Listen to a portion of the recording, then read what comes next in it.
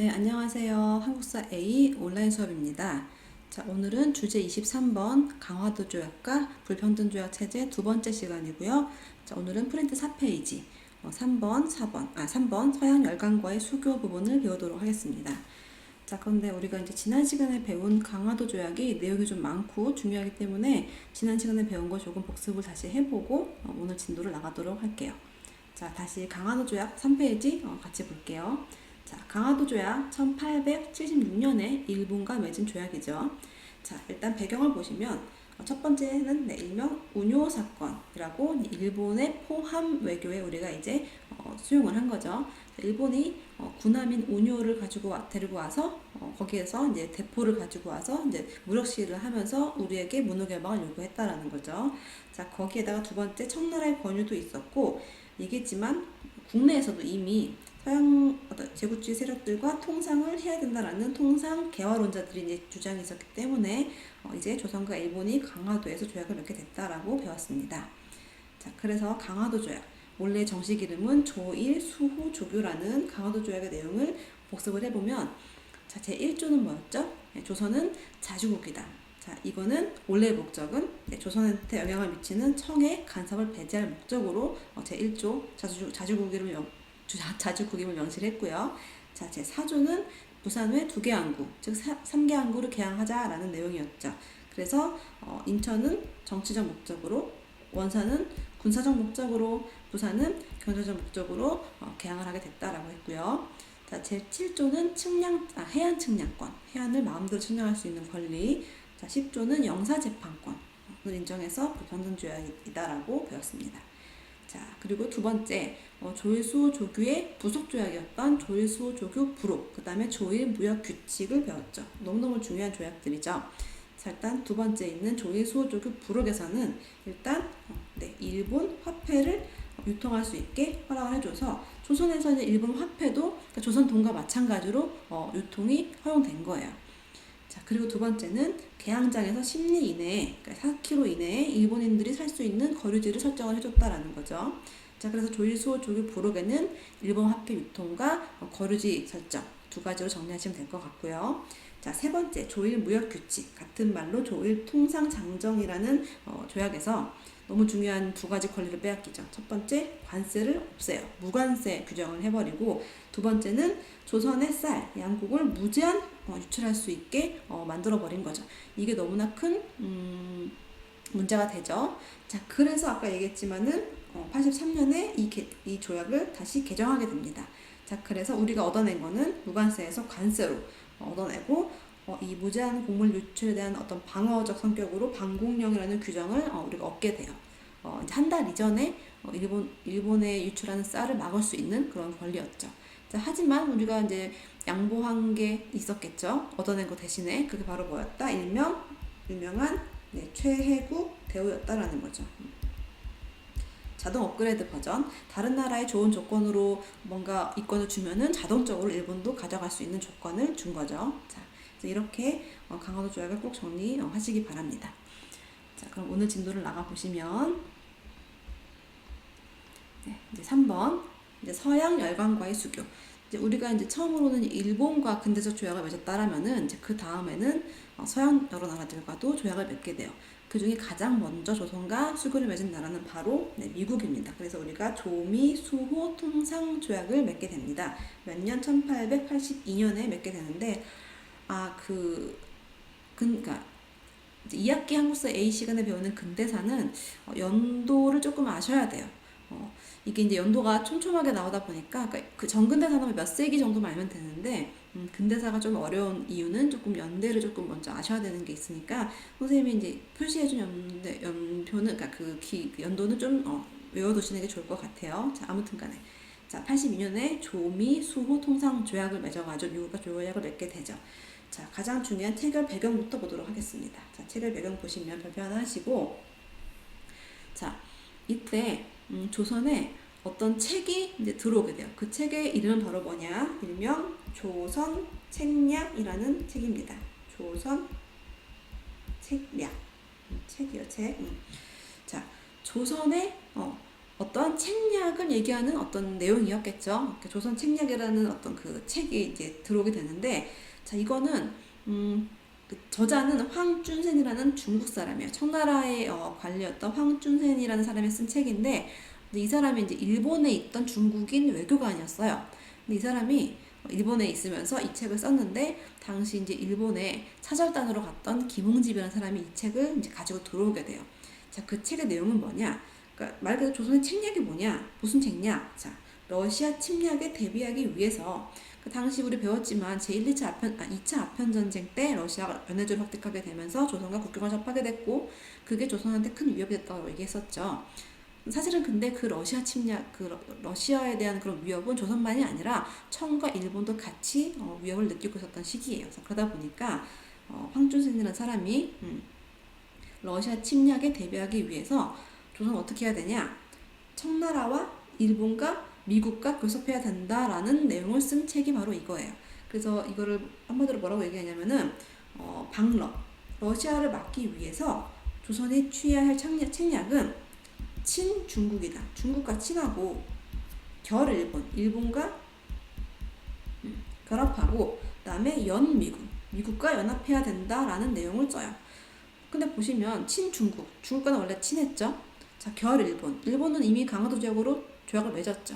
그러니까 한마디로 이 책에서 하고 싶은 얘기는 뭘까요? 네, 바로 미국과 조약을 맺으라는 얘기예요. 자, 이 책을 이제 이런 내용을 담은 책을 당시 이제 김홍집이라는 사람이 가지고 들어오게 돼요. 자, 그랬을 때 이거는 다음 시간에 또 배우실 내용이지만 이 책에 들어오자 당시 어떤 정부의 통상 정책에 굉장히 반대했던 위정 척사파라는 유생들이 있어요. 그 사람들이 이 책을 보고 굉장히 반발하게 돼요. 그래서 다음 시간에 배우시겠지만 영남 만인소라는 사건이 또 벌어지게 되는 계기가 되고요. 어쨌든 간에 미국과 수호를 맺기 전 직전에 조선 책략이라는 책이 조선에 들어왔고 고종도 이 책을 읽고 양반들한테 막 읽으라고 권유를 해요. 자, 그런 상황에서 중요한 거. 자, 청나라가 알선을 하죠. 얘기했지만 청은 자, 국제사회에서 조선은 아직까지 우리 거야 라는 어떤 영향력을 과시할 목적으로 서양 나라들이 조선과 수교를 맺고 싶어 할 때 우리가 대신 해줄게 라고 이제 과시를 하려고 했던 거죠. 그래서 이따 배우시겠지만 미국 말고도 뭐 독일이든 영국이든 다른 나라와 수교를 맺을 때 중간에서 청이 연결을 해주게 됩니다. 자, 또 하나의 목적은 뭐냐? 일단 영향력 과시도 있겠지만 자, 조선에 접근하는 러시아와 일본을 견제하려고 아예 여러 나라들과 조약을 맺게 만드는 거예요. 어쨌든 간 이러한 목적으로 청나라도 이제 알선을 하죠. 그래서 82년에 처음으로 서양 국가와는 처음으로 미국과 조미, 수호, 통상 조약을 맺게 됩니다.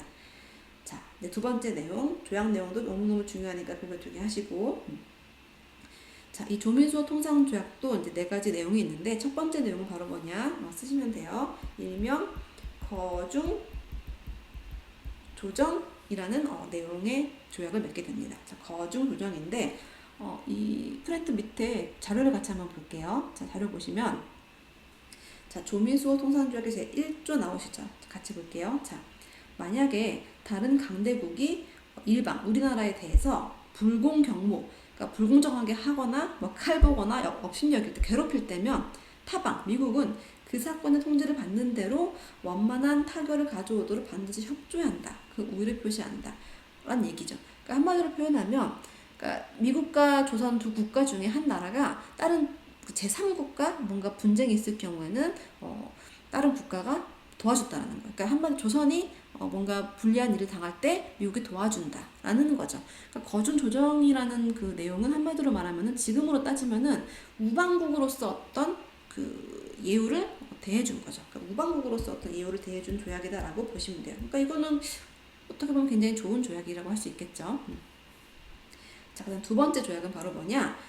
사실은 이때 처음으로 조선이 최해국대우라는 규정을 미국과 맺게 돼요. 82년에 미국과 최해국대우를 맺게 되죠. 그러니까 최해국대우는 지난 시간에도 배웠지만 가장 좋은 혜택을 받는 국가로 대우하라는 얘기예요.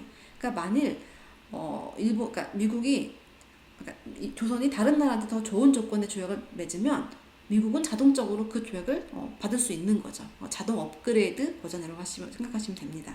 그래서 82년에 미국과 최애국 대우를 맺었고, 그래서 사실은 우리 지난 시간에 배웠지만 83년도에 조일 통상장정을 개정할 때 일본이 관세와 방공력을 양보한 대가로 이 최애국 대우를 가져온 거예요.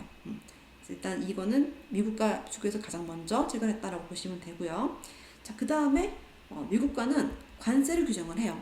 일본은 무관세였죠. 강화도 조약은 이제 미국과 이제 관세를 부과해서 이때 조선이 사실은 관세 개념을 알게 된 거죠. 자, 그 다음에 마찬가지 치외법권, 같은 말로 영사재판권이죠. 그러니까 조선에 사는 미국인들은 뭐 죄를 범했을 때 조선에서 재판을 받는 게 아니라 미국 영사의 재판을 받게끔 하는 거, 이것도 마찬가지 불평등 조약이라고 할 수 있습니다. 자, 그래서 조미소 통상조약의 내용 4가지. 첫 번째 거중조정, 두 번째 최애국 대우, 세 번째 관세, 네 번째 치외법권, 이렇게 정리하시면 되겠고요. 자, 의미 보시면은 일단 서양 국가와는 최초로 체결한 조약이면서 마찬가지 불평등 조약이었다라고 정리하시면 될 것 같아요. 자, 결과 보시면은 어쨌든 간에 미국과 조약을 맺고 난 다음에 미국이 이제 공사가 들어와요. 들어와서 이제 조약을 맺고 여기에 대한 답례로 미국에다가 사절단을 파견하는데 그 사절단의 이름이 바로 뭐냐? 사라는 이름의 사절단이 이제 파견되게 됩니다. 이때 미국의 신문에 대대적으로 이렇게 보도가 돼요. 당시 이제 미국은 절하는 문화가 아니잖아요. 근데 조선은 이제 황제 앞에 절을 하는 이렇게 문화다 보니까 당시 미국 대통령 앞에 조선의 그 사신들이 가서 이게 엎드려 절을 하는 그 사진이 이제 신문에 실려가지고 이게 나오는 그런 장면도 있습니다. 어쨌든 간에 미국과 조약을 이렇게 맺었고요. 자, 그 다음에 강화도 조약과 조금 공통점과 차이점을 비교해보면, 자, 일단 둘 다 불평등 조약이죠. 그리고 치외법권을 규정했었죠. 하지만 차이점, 미국한테만 있는 거는 관세, 그 다음에 거중조정, 그 다음에 최애국대우였죠. 그래서 결국에 아까 얘기했지만 83년에 조일 통상장정을 개정을 할 때 일본이 최애국대우를 가져갔다라고 했었죠. 정리해 두시면 될 것 같고요. 자, 그 다음에 2번 서양 각국과의 수교. 아까도 말씀드렸지만 처음이 어렵지, 한번 수교를 맺으면 그 다음부터는 쉬웠겠죠.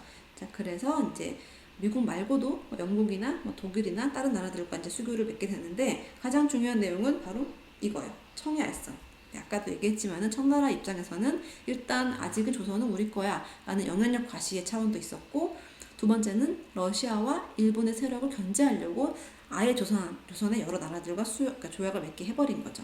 자, 그래서 청해 알선으로 영국과 그다음 독일과 수교를 맺게 됐고요. 자, 그러자 두 번째 또 중요한 게 뭐냐? 이제 이런 청나라의 어떤 간섭이 너무 심해지니까 조선에서 이제 부담스러운 거야. 청나라가 부담스럽다 보니까 이제는 오히려 조선이 러시아와 독자적으로 외교를 추진하게 됩니다. 그래서 84년에 러시아와는 청해 알선이 아니라 조선이 독자적으로 러시아와 조약을 맺게 돼요. 이젠 청나라의 간섭이 좀 부담스러운 거죠. 자, 그리고 또 세 번째 중요한 거는 프랑스랑도 수교를 맺는데, 그러니까 서양 주요 국가들 가운데 가장 마지막, 가장 늦게 조약을 맺게 돼요. 자, 그 이유가 무엇이었을까요? 자, 프랑스와는 우리가 한번 크게 싸움을 한 적 있죠. 네, 병인 양요 기억나시죠? 자, 병인 양요의 배경이 뭐였죠? 원인이 병인 박해였었죠. 프랑스 그 천주교 신자들을 박해했던 그 사건이었었죠. 자, 그래서 프랑스 같은 경우에는 특히 조약을 맺을 때 천주교를 인정해 줄 것을 요구합니다. 조선은 이거는 끝까지 용납이 안 됐던 거예요. 그래서 계속 이 프랑스랑 수교가 계속 늦어지다가 결국에 조선이 양보를 하고 천주교 인정 문제로 늦었지만 결국에 86년에 조약을 맺게 됩니다. 프랑스랑은 천주교 때 늦었구나라고 정리하시면 될 것 같고요. 자, 특징은 마찬가지 전부 다 최애국 대우가 들어가 있고 치외법권을 인정한 불평등 조약이었다라고 정리를 하시면 될 것 같아요. 네, 그래서 오늘은 이렇게 서양 여러 나라와 맺은 조약, 특히 미국과 맺은 조약, 조미소 통상조약을 배웠고요. 4가지 그 배경에서는 조선 책략, 4가지 내용, 거중조정, 최애국 대우, 관세, 치외법권 꼭 기억해 두시고, 그 다음에 러시아와 수교 때 조선이 독자적으로 추진한 거 기억해 두시면 되겠고, 프랑스랑은 가장 늦게 했다. 뭐 때문에? 선주교 문제 때문에. 그리고 서양과의 수교에는 누구의 알선이 컸다? 청나라의 알선이 가장 큰 영향을 발휘했다라고 정리하시면 될 것 같아요. 자, 오늘은 여기까지 하도록 하겠습니다. 네, 고생하셨어요.